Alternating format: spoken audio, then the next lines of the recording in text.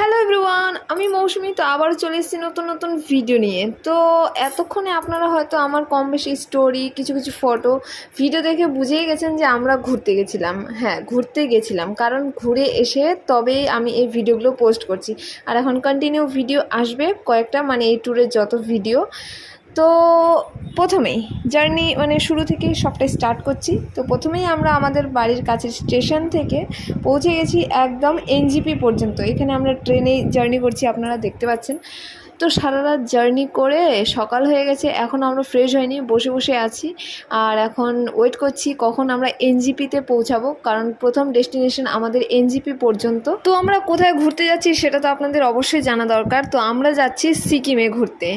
তো এখনও আমরা এনজিপি যেহেতু পৌঁছাইনি, তাই বরের সাথে একটু গল্প করে নিচ্ছিলাম। আর আরেকটা কথা, যারা আমাকে জেনুইন দেখে মানে ফলো করে, তারা হয়তো একটা জিনিস নোটিস করেছে যে আমি মাঝে মাঝেই অ্যাক্টিভ হয়ে যাই, মাঝে মাঝেই আবার আউট হয়ে যাই।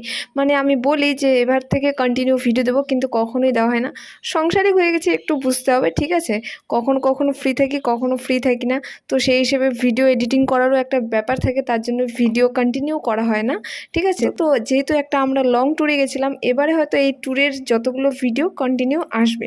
তো ফাইনালি আমরা এখানে নিউ জলপাইগুড়িতে পৌঁছে গেছি, দেখতেই পাচ্ছেন। আর এই হচ্ছে এনজিপির ভিউ, মানে জাস্ট দেখেন আপনারা। তো এখান থেকে বেরিয়ে আমরা এখন সোজা চলে যাব পার্কিংয়ে, কারণ অলরেডি আমাদের ওখানে গাড়ি দাঁড়িয়ে আছে।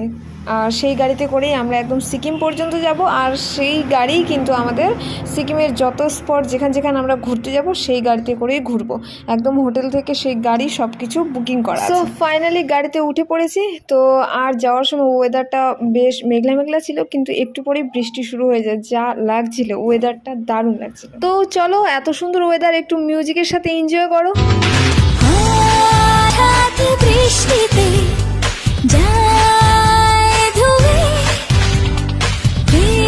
তো চলো, বাকিগুলো পরের ভিডিওতে দেখাচ্ছি। টাটা।